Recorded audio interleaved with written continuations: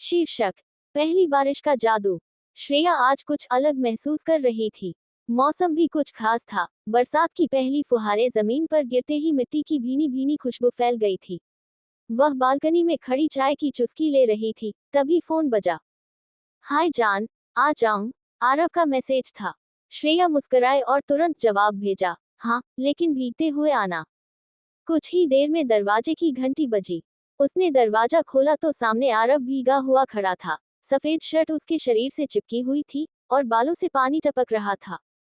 तुम सच में भीगते हुए आ गए?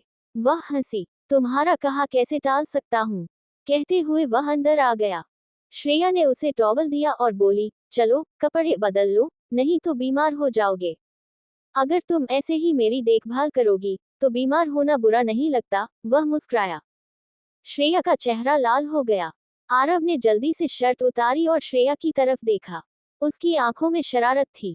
श्रेया ने झेपते हुए नजरें फेर ली, लेकिन दिल की धड़कनें तेज हो चुकी थी। श्रेया, तुम जानती हो ना, तुम्हारे पास होना मेरे लिए क्या मायने रखता है। वह कुछ बोलने ही वाली थी कि आरव ने उसका हाथ पकड़ लिया। धीमे धीमे उसने उसे अपनी तरफ खींचा। बाहर बारिश की बूंदें तेज हो चुकी थी, लेकिन कमरे के अंदर एक अलग ही तापमान था। आरव ने उसके गाल पर हल्का सा स्पर्श किया। उसकी उंगलियों की गर्माहट श्रेया के चेहरे पर उतर आई। वह कांप गई, लेकिन पीछे नहीं हटी। उनकी सांसें अब एक दूसरे से उलझ चुकी थीं। आरव ने उसकी आंखों में देखा और धीरे से पूछा, क्या मैं? श्रेया ने उसकी बात अधूरी ही काट दी और होठों पर अपनी उंगलियां रख दी। फिर खुद आगे बढ़कर उसकी आंखें बंद करते हुए होठों को उसके होठों से मिला दिया।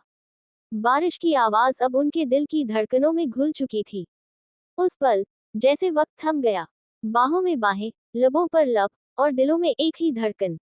कई मिनटों तक वे बस एक दूसरे को महसूस करते रहे। नजदीकियां बढ़ती रहीं, सीमाएं मिटती रहीं। उस पहली बारिश ने उनके रिश्ते को एक नई गहराई दे दी थी।